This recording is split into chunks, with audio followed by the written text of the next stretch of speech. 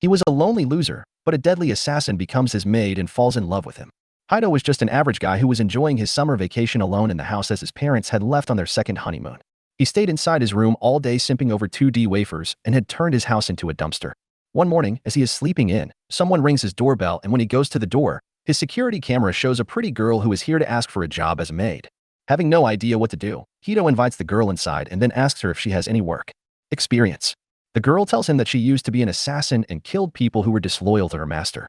Hido freaks out, and then the girl tells him that her master referred her to go and serve him. He asks her to tell him that she is just joking, but she is not, and he panics even more.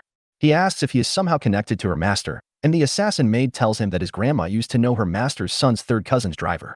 Hido tells her that they are just strangers then, but he immediately realizes that he cut her off mid-sentence, and she might get angry because of that. He quickly changes the topic and asks the girl which field of assassination she specializes in, and she decides to give him a demo. She takes him to the backyard and throws a bunch of knives at a tree, creating a clean vertical line with them. Hido pisses his pants on seeing this and tells her that he doesn't have anyone he wants assassinated, and since he doesn't even know her master, she should just return back. The girl appears upset but accepts Hido's decision and apologizes for troubling him as she leaves. Hido heaves a sigh of relief as she goes, but then he notices that she forgot something. He runs after her, telling her that she forgot a bell. Just as he reaches the crossroad, he sees Tropcon is right in front of him, and he realizes that he is screwed. Luckily, the assassin maid leaps at him, saving him from getting ice-skied. She feels oddly flustered as she rises up, saying that she has never saved anyone like this, so she doesn't know why her heart is beating so loudly. Hido is a bit taken aback at this, and then the maid leaves on her way. Suddenly, he has a change of heart and asks her if she can come and give him a test run of her abilities. Once they reach his house, the maid begins giving him a lecture on how to use knives, and Hido tells her that he just wants her to do some cleaning around the house. He points at all the bags in the room, and the assassin asks how many of these have bodies inside them. Hido panics as he tries to make her understand that he doesn't have anything to do with her line of work, and he just wants a normal housekeeper. He feels indebted to her for saving his life, so he wants to help her out, and the girl asks him will he hire her if she can be a good housekeeper. She tries her best, but within seconds after starting, she breaks the mop, spills water everywhere, and the bucket is on her head. She is anxious as she apologizes to Hido and says that she will clean up the mess quickly. However, she just slips on the wet floor, but before Hido can do anything to catch her, she shows her acrobatic skills and sticks a perfect landing. That perfect execution is spoiled by the bucket landing on top of her head again, and Hido asks her if she is always clumsy like this. She gets dejected at this and apologizes because she really has no idea how to do anything except killing. She says she will understand if Hido no longer wants to hire her, but he just takes away the bucket from her head and gives her a towel, saying that she can always learn new things. He helps in cleaning the house while teaching her, and soon they manage to make it spotless. Hido starts feeling hungry, but his new maid can't even cook, so he decides to help her out with that too. She takes up the task of chopping the vegetables and uses her masterful knife skills to shred cabbage within seconds. Hido then brings out some pork cutlets he bought earlier, and the girl doesn't even know what they are. She says that she never cared about the taste of food because it is only something that is needed for nutrition, and Hido takes it personally. He begins advertising the pork cutlets from a local shop, but the maid's reaction is still dull. Hido isn't disheartened and thinks that she will change her reaction when she tastes the cutlet. Suddenly, he realizes that he hasn't asked for her name yet. The maid tells him that she has no name, and being her employer, Hido is free to call her whatever he wants. He thinks about it, but can't come up with anything, so he decides to call her Maid for the time being. He serves the food, and as they begin eating, he eagerly waits for the maid's reaction. Even though she cannot feel anything special about its taste, she feels a certain warmth from it that she has never felt before and tells him that it is delicious. However, when Hido tells her to try it with a special sauce that is like 90% MSG, she is overwhelmed by its taste. Later that night, Hido wakes up crying because of a terrible dream about his mom leaving him that he often has. He starts feeling hungry all of a sudden, so he decides to go to the kitchen to get some noodles, but to his shock, there is already someone inside. He fears that the assassin maid is actually trying to kill him by lowering his guard. So he nervously peeks inside the kitchen. He finds the maid there with a red smudge on her face and freaks out, but as she turns around with a bottle of sauce in his hand, he feels a sense of relief washing over him. The maid panics, but he tells her to relax because he understands what it is like to have midnight munchies. He prepares some leftover food and cup noodles for their midnight snack, and after eating, the maid asks Hido if he was having a bad dream just now. She says that while she was on her way to the kitchen, she heard groaning from his room, and fearing that someone was attacking him, she snuck inside, only to find him crying in his sleep. Hido feels embarrassed on hearing this, and then the maid says that he was calling out his mom's name multiple times. The maid then tells him about her dream in which there was a huge bottle of sauce that was talking to her, but when she went ahead to lick it, it vanished. Hido is dumbfounded to hear that, and then the maid tells him that this was a new experience for her, because till now all her dreams were about killing or getting killed. That is why she feels sad that Hido had a bad dream, and she didn't know how to comfort him. Hido tells her that it was not a big deal, because ever since his mom left the family, he often has dreams about her going away. He says that in childhood, whenever he had bad dreams, he would sleep in his mother's lap, and the maid immediately offers her thick thighs to be his pillow. Hido freaks out and says that he is no longer a child, and he understands that he can't rest on just anyone's lap. This suddenly makes the maid feel empty and useless, and she begins thinking about the words of her previous employer who told her that she was only good for killing. She begins to feel cold when suddenly, Hido the simp puts his head on her lap. The maid starts feeling warm and tells him to sleep on her lap for as long as he wants. The next day, the maid begins chopping up the trash to make it compact, and Hido is impressed. As he goes outside to throw the trash, he finds a puppy left at his door by someone so that he can look after it. Hido is pissed as he wonders if his house is some kind of orphanage to take in stray animals of every species when the maid finds a note in the box. It reads that the owner of the dog bought it thinking it would be a small breed, but it is actually a larger one. And he didn't have the money or time to raise one. So he left the puppy in front of the richest-looking house in the neighborhood and now expects the person who found the dog to raise it. Hido is frustrated, but he still decides to adopt the dog because it won't survive outside in the summer heat. The maid is reminded of some deep trauma by his words and tells him that saving a life without consideration is not always the best thing to do, and those who are abandoned by others should become stronger to survive on their own. She tells Hido that if he shows sympathy towards the dog, he may come to regret his decision in the future. Hido simply replies that he doesn't get too philosophical about stuff like that. He lifts the puppy in his arms and asks the maid if she saved him yesterday out of sympathy, or because it was simply her instinct to save someone's life. He says that it is the human instinct to save those they can, and then takes the puppy inside. Hido finds the puppy quite cute and fluffy and asks the maid if she wants to hold it too. She says she will pass and gets away as Hido takes the puppy towards her. Hido asks her if she is afraid of dogs, and she gets embarrassed as she affirms and says that she is a bit scared of them. However, she adds that if Hido orders her to hold the puppy and play with it, she will obey his command despite her fear. Hido tells her that she doesn't have to force herself and then asks why she is afraid of dogs. The maid tells him that when her master was training her to be an assassin, he left her in the forest with wild dogs and that gave her enough trauma to last a lifetime. Hido says that is a serious problem because he is planning to keep the puppy in the house for the time being, and he was hoping that the maid would help out. His words hit her hard, and to become useful to her new master, she decides to overcome her fear and asks if she can hold the dog. Hido lets her hold the puppy, and the maid starts vibrating like an old Nokia phone while the puppy rests in her arms. He asks her what exactly she is afraid of, and she says that it has sharp claws and fangs, but Hido says that the dog looks quite cute and innocent. Suddenly, it begins chewing on the maid's finger, and she freaks out so much that she almost eats the dog out of the window. Luckily, Hido stops her and takes the dog away, while the maid catches her breath on the ground. The dog starts biting Hido's fingers too, and he realizes that its teeth are itching, so he takes it to a nearby pet shop to get it checked and buy some necessary items. As they return home later, Hido thanks the maid for helping him with the shopping. She suddenly replies that she has never seen anyone as kind as Hido, because the orders he gives her are something she is not used to. Her previous job used to be about killing people, and failure was not an option. However, Hido has treated her kindly even after she has done almost everything incorrectly. She asks him what she can do to become more useful to him, and if she belongs with him at all. Before Hido can answer, the puppy begins running away, but he grabs it, and then tells the maid that she must have wanted to stop being an assassin and live like a normal girl.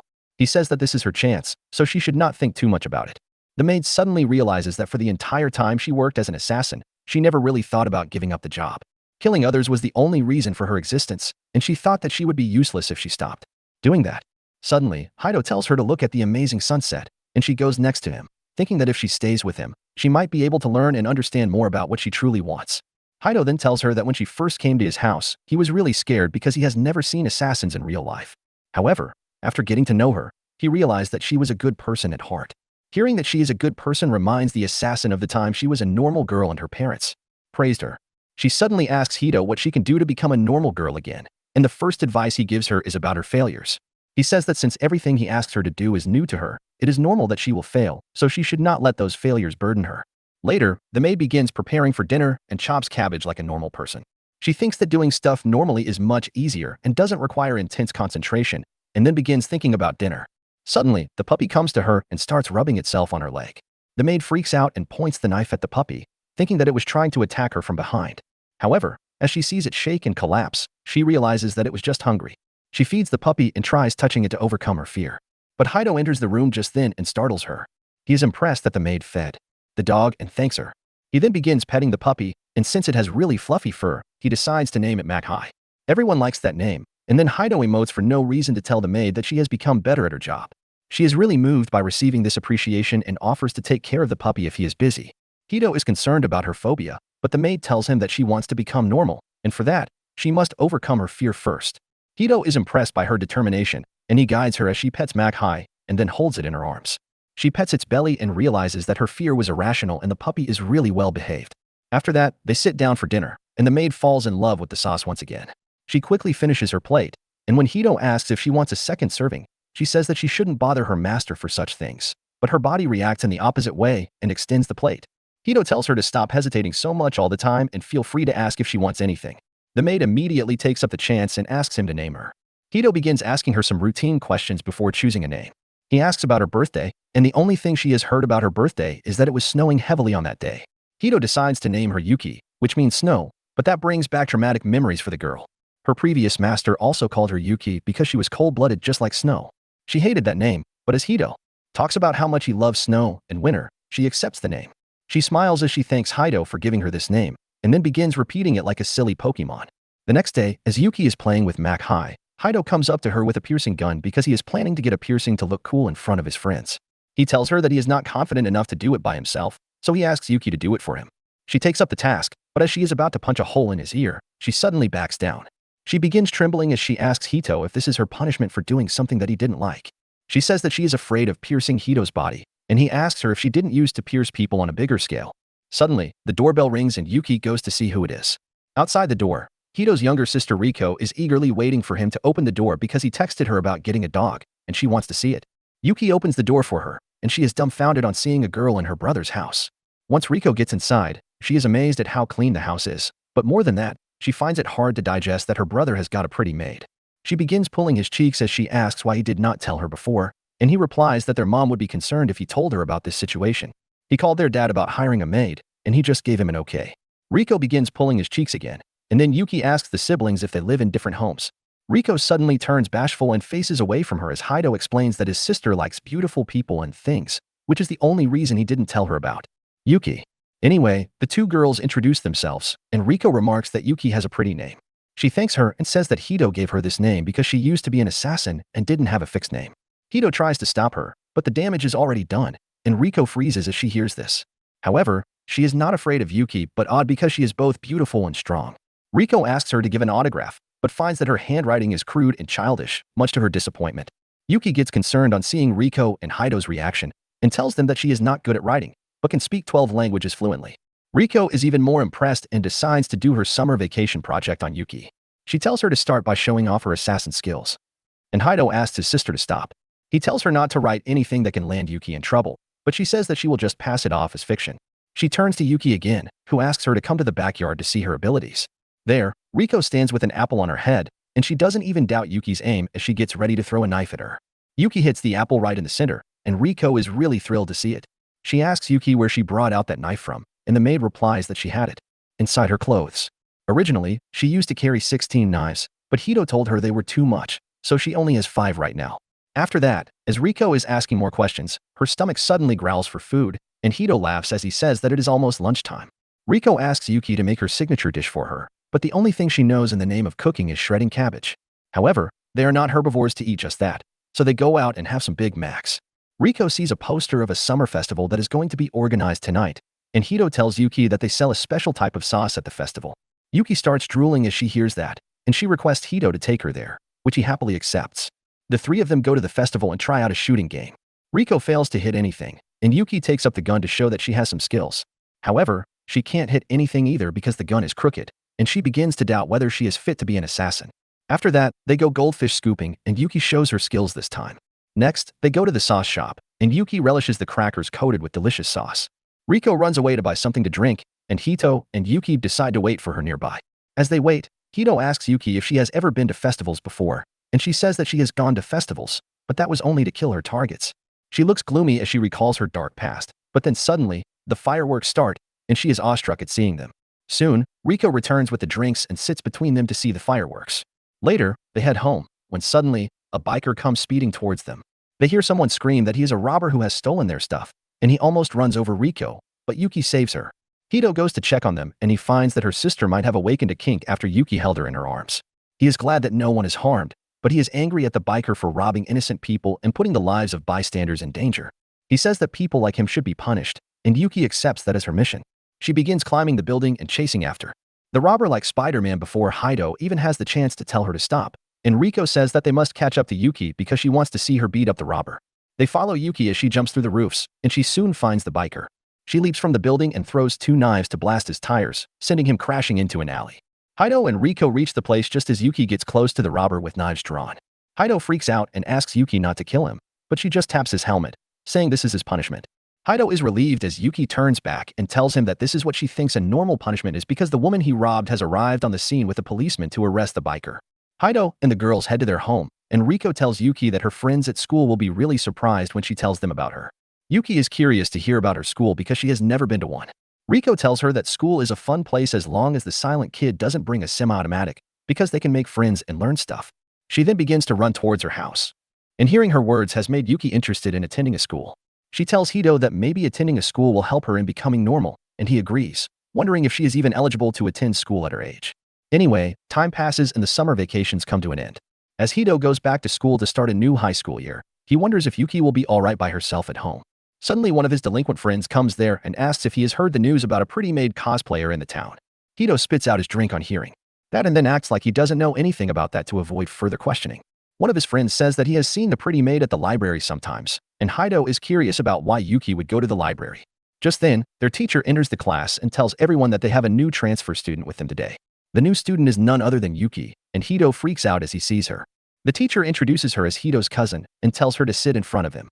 Hido still can't process what is happening, but as Yuki turns to him and says that she is looking forward to studying with her master, the entire class suddenly becomes jealous of him. The rest of the day is incredibly tough on Hido, and as Riko comes to see him after the school, he is pretty much turned to stone. He suddenly realizes that Riko was behind everything, and she leaps up with joy, telling him that this was her big surprise for him. Hido is disappointed, but as they walk home, Riko says that Yuki was a really fast learner, and she learned the basics of everything in just 3 days. Hido says that he is more curious about other things, like how Yuki got admission into the school and specifically in his class. He asks why she had to pretend to be his cousin, and why they kept it a secret from him. Yuki says that it was Riko's idea to pretend to be his cousin because that would give her a believable backstory. As for getting the admission, she pulled a few strings with her connections to the underworld. She then says that Riko asked her not to tell Hido anything about the admission because it would be more fun to see his reaction when he finds it out later. Hido smacks Riko for this, and Yuki is worried that he is upset. He tells her that he is not upset but only shocked, and then says that they should enjoy their high school life together from now on. The next day, as soon as the lunch break starts, all the students begin rushing to the cafeteria to buy the special Kitsuda bread that is only sold 1 day per week. Yuki is curious about that, and Hido tells her that the Kitsuda bakery is really famous, and the school has a tie-up with them so that they can sell their delicious bread to the students once a week. Since it is rare, there are only a few pieces, and everyone rushes to be the first person to buy it. He begins telling her about the different versions of the bread they have, including one that has a delicious sauce inside it. That was all Yuki needed to hear, and she tells Hido that she will get the bread for both of them. He tells her that it will be hard because their classroom is the farthest away from the cafeteria, but Yuki is not ready to back down. She jumps out of the window and reaches the rooftop, and Hido follows her as he asks her to stop. However, as he looks at the look of determination on her face, he realizes that it is pointless to try and stop her. Yuki runs on the railing, her entire focus on reaching the Kitsuda store before others. That no one can stop girls when they are after something they really want to eat. Just then, he notices a group of hardcore Kitsuda bread fans rushing towards the store, and he fears that things will get odd if Yuki lands in front of them. However, Yuki takes a shortcut and leaps from one building to another, perfectly balancing her landing on the new building's railing. She then lands on the ground, right in front of the bread store, and gracefully walks inside as she orders a stuffed bread for herself and a sandwich for Hido. However, once she returns to Hido, she is shuddering with disappointment because the woman at the store told her that one person can buy only one bread. She apologizes to Hido because she bought the stuffed bread and then got a regular stuffed bread for him from the cafeteria. Hido says that he will eat the regular bread, and Yuki meekly offers him the Kitsuda bread. He tells her to eat it because he has eaten it before, and it will not be fair if he eats it when she was the one who won it. Yuki is really happy and begins eating the stuffed bread, and Hido is happy just by seeing her. Suddenly, Yuki breaks a part of the bread to feed him, and Hido gets flustered as she shoves it deep into his throat. Later that night, Riko comes to his house to spend the night with Yuki. She tells Hido that she always wanted an older sister, and at one point she even imagined him to be a female. Hido tells her to rein in her imagination, and Riko tells him that she has come up with a better idea to make Yuki into her older sister. She says that Hido should marry Yuki and bring her into the family, which will be the perfect ending for everyone. Hido gets flustered as Riko says that Yuki is clearly into him. and he tries denying that. Riko says that he won't understand a girl's feelings, but she can clearly see that Yuki may confess to him any moment now. She says that their mom will probably be okay with the wedding, but she is not so sure about their dad. Just then, Yuki comes there and asks who is going to get married. Hito panics, but Riko doesn't even hesitate as she tells Yuki that she would love it if she marries her brother. She asks Yuki if she likes Hito, and she affirms, saying that she admires him a lot. Hito is really close to losing his mind, but then Riko changes the topic and says that she wants to eat some fruits. They go outside to eat some fruits while enjoying the fresh air, and Riko begins shipping Hito and Yuki together again. She tells her that once Hito turns 18, she can legally marry him since she is already older than him. Yuki panics a bit because she has no idea what marriage means, but Riko tells her that it is nothing that she can't handle. Hito tries to get his sister to shut up, but she asks him if he won't be happy if he gets to marry a pretty and dependable girl like Yuki. He blushes because he cannot deny that, and Riko says that her point has been proved. On the next school day, Hito is feeling sleepy because Riko kept them up all night. Suddenly, the teacher notices him sleeping and throws a chalk right at his head, but Yuki uses her skills to swiftly slash it in half. However, her move backfires as the two halves of the chalk hit both of Hito's eyes, and she panics because she thought they would miss his head like in the movies. The teacher and the rest of the class are in disbelief too, because they don't understand how the chalk split into two. Hito goes to the infirmary to get his eyes checked, and he is surprised to find a beautiful new nurse there. She introduces herself as Nida, and then begins examining Hito's eyes as she asks about his relationship with Yuki. He stammers as he says that she is his cousin, and Nida laughs, saying that they look nothing alike. She says that Hito is exactly her type and he doesn't know how to respond to that. She finishes checking him and says that his eyes are not damaged. Then she suddenly goes to the door and locks it before throwing Hito in the bed and saying that she is going to check the rest of his body to see if he needs more medical help. Hito gets flustered as Nida climbs on top of him, saying that she will give him the best first time ever. Hito freaks out, saying that even the lamest corn videos have more emotional development than this before they get to action. The nurse doesn't care about that, and she is almost about to kiss him when the door lock breaks and Yuki comes inside looking for Hito. She was worried and came to see him as soon as the class ended, and she is shocked to see him getting pinned by another woman. Hito is relieved to see her and immediately runs to hide behind her. Yuki asks Nida what she was doing, and she says that it was just a prank she likes to pull on cute innocent boys. Hito doesn't believe her because he was almost about to be devoured, but Nida just dismisses his worries. She tells him to come and take some eye drops, but he is uneasy about approaching her. Nida keeps teasing him, and then suddenly, Yuki pulls him towards herself. She tells the nurse to stay away from Hito, and he starts to blush as he realizes that Yuki got jealous. She takes Hito out of the nurse's office, with Nida telling both of them to come here if they have any problems later. Yuki doesn't leave Hito's hand till they come to a quiet spot, and then apologizes for pulling him earlier. She then says that she has something important to tell him, and Hito's heart skips a beat as he thinks she is going to confess to him. However, Yuki shocks him by saying that Nida is definitely an assassin like her, and they should really be wary of her. She is absolutely correct, as Nida is indeed an assassin with lofty ambitions. She wants to create a harem of handsome and muscular models and live a lavish life somewhere in Greece. To do that, she became an assassin and killed a lot of people, and now her end goal is finally in sight. Her current mission is to eliminate Yuki, and once she does that, she will have enough money to live the life she always wanted. Meanwhile, in Hito's home, he is trying to sleep, but that is incredibly hard with Yuki keeping watch over him. He asks her to let him sleep in peace, and Yuki refuses because she is worried about Nida attacking him while he is asleep. She says that she needs to stay on guard so that the vile woman doesn't come here, but Hito says he can't sleep with her staring at him. Yuki has a better idea in that case, and she lies on the bed with Hito, who is flustered and jittery now. He hides himself behind a blanket because he doesn't want to see what is rising inside him, but then tells her that he is more worried about her than himself. He suspects that Nida might be after Yuki's life, and she immediately begins thinking about that possibility. She tells Hito not to worry too much about her because she can deal with someone on Nida's level in her sleep. She begins wondering how Nida found out about her, realizing that her past is catching up to her, and she has involved Hito in it too. She suddenly holds his hand, telling him not to worry about anything because she will keep him safe no matter the cost. Hito starts blushing at this, and he gets up, saying that he also wants her to stay safe even though he is powerless to do anything. He suddenly decides to open the window to get some fresh air, but Yuki says she will do it since there is always the danger of snipers. As soon as she unlocks the window, she suddenly smells her favorite sauce and wonders where the scent is coming from. As she is engrossed in finding out the source of the delicious smell, she suddenly hears Nida's voice, telling her that she has lost her touch. The Catwoman cosplayer had infiltrated the room while Yuki was distracted, and Hito is already in her grasp. She tells Yuki that she has become softer because of playing house with this boy, and she fell for such an obvious trap. Nida asks if she really was the famous assassin known as the White Wolf of the Dragon's Nine. Yuki pulls out a knife, but Nida asks her to hold her horses because she is going to poke Hito's eyes out before she can do anything to her. Suddenly, Yuki releases a menacing aura and begins talking in Chinese. She threatens Nida that if she does anything to harm Hito, She will make her regret it so much that she will beg for death. Nita is scared of her, and she decides to back away from harming Hido. She tells Yuki that she only has business with her because she has a commission to kill her. However, she knows that the difference in their skills is too vast, and she won't be able to do anything against her without a hostage.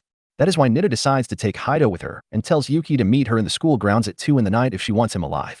After she leaves, Yuki begins recalling the words of her teacher, who told her that no matter what she does, she will always remain a bloody assassin whose only purpose on Earth is to kill people. Yuki admits that it is true, and she decides to stop living in the delusion that she can be normal. She decides to kill Nita, eliminate all proof, and when Hido's safety has been ensured, she will leave the country for good and resume working as an assassin. However, she recalls that Hido wanted her to be safe and stay with him, and realizes that she wants the same thing. On the other hand, Nita has brought Hido to school and tied him up with some bondage gear that she always keeps in her purse in case she is feeling freaky. Hido is rather calm about the situation, and Nita asks if he is not afraid that he can die any moment, and it will all be Yuki's fault. She asks him if he hates the maid now, and Hido replies that even though he is scared, he has faith in Yuki that she will protect him.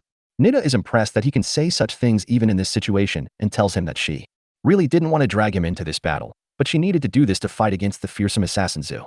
Hido asks her who is Zu, and Nita asks him if he doesn't know her original name that was famous in the underworld. She says that Yuki was not just an assassin, she was a monster. She begins saying that there were a lot of scary people in the underworld, but Yuki was on another level. She was a cold-blooded, ruthless killer who showed no emotions as she offed people.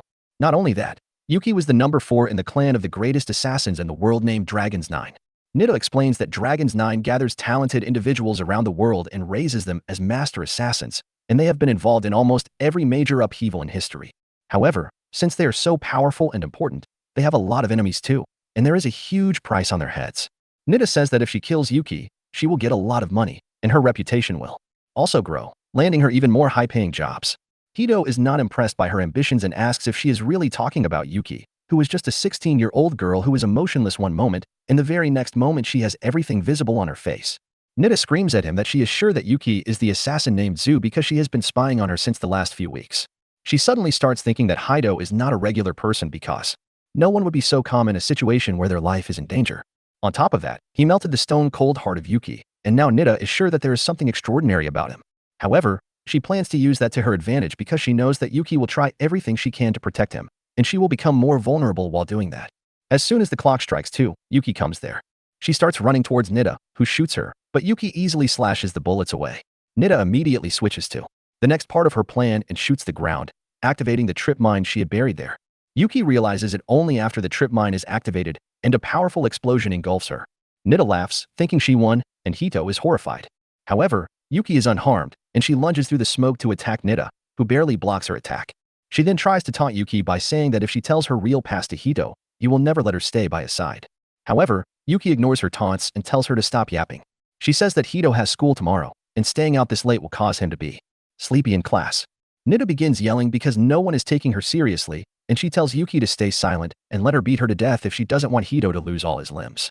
She presses a few buttons on her smartphone, and suddenly, Hito gets lasers pointed at both his arms and legs. Nita says that there is a sniper gun pointed at each of his limbs, and she just needs to press one more button to reduce Hito into a torso. She tells Yuki to give up now, but instead, Yuki dashes towards her without hesitation. Nita presses the button in a state of panic, but then Yuki draws out 4 knives and throws them towards the laser light, deflecting the bullets with them. Nita freaks out because she didn't expect this to happen. She tries activating another trap she has set up, but then one of Yuki's knives comes flying and destroys her smartphone.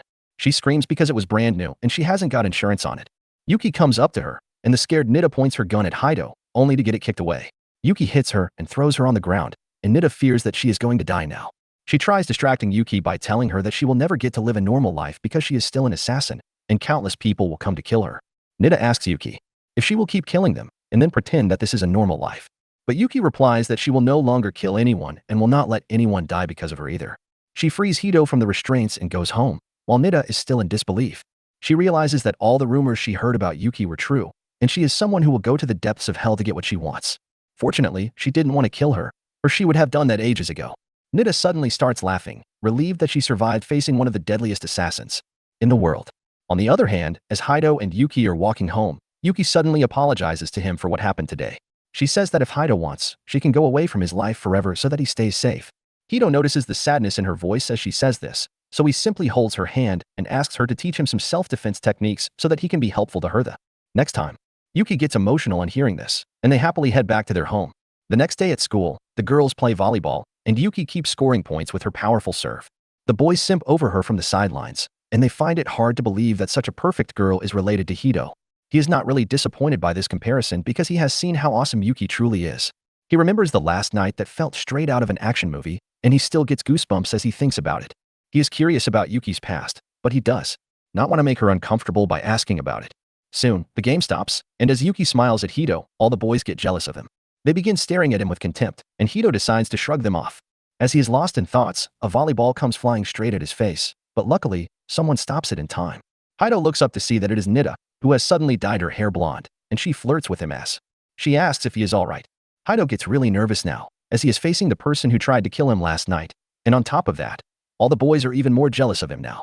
Nita sits next to him, rubbing their shoulders together as she asks Hito not to be cold to her, and he enters a flashback to explain how this happened. This morning, as he and Yuki came to school, they came face to face with Nita in her changed get-up. Yuki was on guard against her, but Nita told her that she did not mean any harm. She explained that she is no longer going to act as a nurse in the school because she had come up with a new original character. Now she is going to be the new physical education teacher who has come here from another town, and she is also Hito's cousin.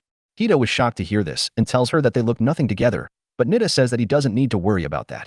She then revealed that she is a master of gathering information and disguising herself, but this blonde look is her original self. Yuki asked her what the hell is she doing here, and Nita replied that she loves interesting things the most, and seeing the legendary assassin serve a wimp was really amusing. That is why she plans to stay at the school to observe them. She once again declares that she has no hostility towards them and promises not to try to harm Hito ever again. However, that was not enough to make a deal, so she offered Yuki 3 months' worth of Kitsuda bread in exchange for trusting her. Yuki took the deal without hesitation and told Hito not to worry because even in their line of business, they don't kill civilians on a whim. She believed that Nita had learned her lesson, and she wouldn't dare mess with them again. Even if she does that, Yuki was confident that she could deal with people like her in her sleep. That was how they agreed to let Nita observe them in secret. But it seems she has forgotten about the secret part. She clings to Hito, telling him that she doesn't like the job of a physical education teacher, but it is the job where she can slack the most. She begins getting even closer to Hito and whispering dirty things in his ears to make him flustered. Because of that, Yuki gets angry and forgets to hold back her strength when she hits the ball. The ball tears through the net and smashes the wall, and Yuki gets nervous as the girls ask her the reason for her superhuman strength. After that, Hito and Yuki have lunch together, and she apologizes for losing control earlier. He tells her that it was not her fault, and then Yuki begins telling him that even though she is sure that Nita doesn't mean any harm, she felt odd seeing her close with Hito. She asks if this is normal or is she behaving oddly, and Hito realizes that Yuki got jealous because another girl got close to him. A couple days later, as Yuki is doing the household chores, she opens the washing machine to collect the washed clothes, and when she finds that the towels are clean and dried, she is elated. She runs to tell the good news to Hito because she had been struggling to wash them properly for the last month. He praises her, and then Yuki resumes doing her chores. Hito asks her what they should have for dinner, and she tells him that they should eat shredded cabbage with pork cutlet and the special sauce. Hito agrees, and he takes her to the famous shop where he buys the pork cutlets from. The shriveled old lady at the shop takes Hito's order and then asks him about Yuki, who is sticking her face to the glass window as she drools on seeing huge amounts of sauce inside. She then notices the old man in the shop chopping up the pork cutlets. His whole body trembles normally, but as he is about to chop the cutlet, he suddenly becomes perfectly calm and cuts them into neat pieces. Yuki is awed by this and thinks that he must also be a master assassin to have such great skills despite his age, and Hito doesn't want to stop her imagination. The old lady asks him what the girl is rambling about, and to cover up for her, Hito tells her that Yuki is a big fan of their sauce. The old lady is glad to hear that, and she tells Yuki that she was the one who came up with the recipe. Yuki is awestruck on hearing this, and she asks the woman if she is a god. She thanks the old woman, explaining how much her sauce means to her. Yuki says that she could never feel the taste of food till she tasted the sauce, and the old lady smiles as she tells her that she might be missing some warmth and happiness in her life that made her unable to appreciate the taste of food. She says that Yuki must have been able to taste the sauce because she was happy, and she thinks that it is the truth. As Yuki is busy thinking about the happiness she found after meeting Hito, the old man in the shop suddenly arrives behind her and pats her shoulder, telling her that there was some dust there. Yuki is shocked because she didn't even feel his presence, and now she is certain that he is a legendary assassin, and she becomes a fan. After that, she tastes some fresh sauce and feels on top of the world, and then they return home to have dinner. After dinner, as Yuki is doing the dishes, Hito tries searching about the Dragon's 9 on Google, but the search results say that it is just a Chinese legend. He wonders if he should ask Yuki about it, but then decides against it because she is trying really hard to move on from her past. He falls asleep on the couch and has a dream about his mom leaving them. He cries, asking for her to stay, and chases after her, when suddenly, his dream ends and he finds himself in Yuki's arms. He freaks out as he feels something jiggly hit his chin, and Yuki asks if he was having the nightmare about his mom again. He affirms, and Yuki offers him a nap on her juicy thighs to get over the dream. Hito gets flustered and refuses her, but then suddenly, his smartphone drops with the Chrome tab still open. Yuki finds that he was searching about her previous organization and asks if he is curious. Hito says that he wanted to know more about her, and Yuki tells him that she can't tell him much about the Dragon's Nine because she doesn't know it well. She says that she was just a mindless killer, whose sole focus was on doing her jobs properly so that she was not discarded. That is why she doesn't know much about the underground organization. She tells Hito that she is so deeply scarred by living the life in darkness that she still finds the ordinary things in her new life dazzling. She says that she is glad that she came to Hito and got a chance to become normal, and he tells her that he is also glad that she came to him. He turns red with embarrassment as he says that, and then Yuki decides to tell him more about herself. She says that she wanted him to lay down on her lap because the first day they did it, she felt like she could truly help him. Hito gets even more flustered on hearing this, and he decides to tell her something in return as well. He says that while his dream just now started as a nightmare as he kept running after his mom, he entered the light where Yuki came to save him like an angel. The next day, Yuki finishes all her chores as usual and then goes to the market for grocery shopping. All the guys in the market keep staring at her, but Yuki doesn't pay them any mind. She starts picking up some vegetables, and the old shopkeeper helps her. Just then, a girl comes to Yuki and nervously tells her that she has been watching her for a long time, and she found her really pretty and cool. Yuki is glad to receive the compliment, and then the girl says that she also wants to be like her. She asks her where she got that uniform, because it is not something normal people wear, and she wants it too. Yuki is shocked because the girl told her that normal people don't wear maid uniforms. Soon, Hito comes there because he had to buy some magazines too. And as soon as Yuki sees him, she asks him if maid uniforms are not normal. Well, Hito tells her the truth, and on the next Sunday, they decide to go shopping and get her some casual clothes. Riko is already waiting for them at the shopping complex, but to Hito's shock, Nita is also there. He asks her what the hell is she doing here, and she tells him that she had planted a bug in his room and learned about his plans. Hito tells her to get away, but Nita tells him that he needs some expert advice on what clothes to buy for Yuki, and she is the best candidate. Riko is curious now, and she asks if this cool and mature woman is also an assassin, and Nita affirms before choking her with her marshmallows, and Riko awakens yet another kink. Riko says that she knows a store where they can get nice clothes for Yuki, and then takes them to a cosplay store and makes her try an even more eye-catching maid uniform. She begins snapping pictures because this was the only reason she brought Yuki here. But Yuki doesn't like the dress since it is not convenient. The next dress she tries is quite short, and Yuki doesn't like it either because it is not good for hiding knives. Hito tells her that she doesn't need knives because she is no longer an assassin, but she tells him that she feels calm just by having knives with her. After that, they go to a normal shop, where Yuki tries on some normal clothes and Riko and Nita put a swimsuit in the mix too. They ask Hito which one he likes the best, and he says that he prefers Yuki in a long white dress. Nita begins making fun of his fantasies, and Hito does not want to stay around her anymore. Anyway, they buy pretty much everything Yuki tried and begin heading home. Suddenly, they spot a Halloween item store, and Riko rushes inside to buy some costumes. She dresses up as a witch, and Yuki does the same but better. Nita dresses up like the cops on the hub, and Riko likes her style. They start bonding over their twisted fantasies, while Hito and Yuki watch them from a distance. Hito says that Riko really likes Halloween, but he is not that interested. Suddenly, he sees a poster for a popular zombie movie and asks Yuki if she would like to see it. The other girls are ready to see the movie, but Yuki says that she has never seen one. Hito asks if she has never even been to a cinema hall, and Yuki says that she has been there, but it was only to take advantage of the dark and assassinate some targets. Hito feels awkward now, but he tells Yuki that she should experience seeing a movie this time. They go to the cinema hall, and Nita falls asleep mid-movie, but Yuki is deeply engrossed in it.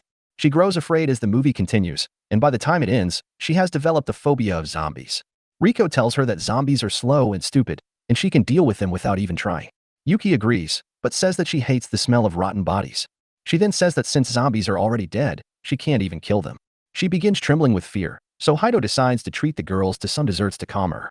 They share the desserts with each other, and a shy pink-haired girl watches them from across the road. Suddenly, a man grabs her hand and tells her that she dropped her guard. He tells the girl named Naka that she won't be able to become a good assassin like this, and tells her to stop getting distracted and stick to the training. She apologizes and says she will focus on training, but then her attention again goes to Hito and the girls who are having fun. Later, Nita leaves for her house, and Riko tells her that next time they should go shopping just by themselves. Hito decides to drop Riko to her home, and Yuki says she will return home and start preparing dinner. After they leave, she stares at her reflection in the shop window and begins thinking about the significance of the maid uniform in her life. Once she gets home, she changes back into the maid uniform and goes to check on Makai and finds that his toys and rugs are all dirty. She says she will clean them now, but Makai runs away with the rug. She tries chasing him, but then suddenly, the weather turns stormy. As thunder roars in the sky, Yuki suddenly gets paranoid and starts imagining a zombie attack. In the meantime, Makai keeps fooling around and hits a table in the kitchen, causing cold soup to fall on him.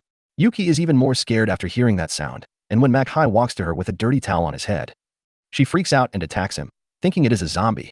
When Hito returns home, he finds that Yuki has shredded Machai's towel because of her paranoia, and now the dog is sad. Yuki apologizes and promises to mend the towel, and even though Hito doesn't think it is possible, he tells her to do as she wishes. He notices that she has changed back into the maid uniform and asks if she did not like the clothes they bought. Yuki says that she really liked them, but she could not get herself to move on from the maid uniform, which was a gift from her previous master. He was an ailing old man who helped her get away from the life of an assassin, and in the end, he was the one who sent her to Hito. That is why she wants to keep wearing the maid uniform since it reminds her of him. Yuki asks Hito if it is weird for her to keep wanting this uniform that is not normal and being afraid of zombies when she is an assassin. He tells her that it is not weird because it is normal for people to like things that have strong memories attached to them and to fear things that scare them. He tells her to stop thinking about how the world sees her and become a version of normal that suits her. Yuki is glad to hear that, and then Makai starts running around the room because he wants to get his towel mended. Hito lifts him up and realizes that this was the towel he had when he was left at his door. And he thinks that Makai is attached to the tower that reminds him of his family. Yuki understands how the dog feels because her bell is the only thing that reminds her of her sister, who is far away from her. Hito is shocked to hear that and asks Yuki if she really has a sister, but she just keeps staring at him blankly. The next day, Hito and Yuki go to a ramen shop along with Nida, because she is the only one who can help them in finding information about Yuki's sister. She tells Yuki that it is his treat, and after gulping down the entire bowl of ramen faster than Naruto ever could, she says that it is not enough to buy her services.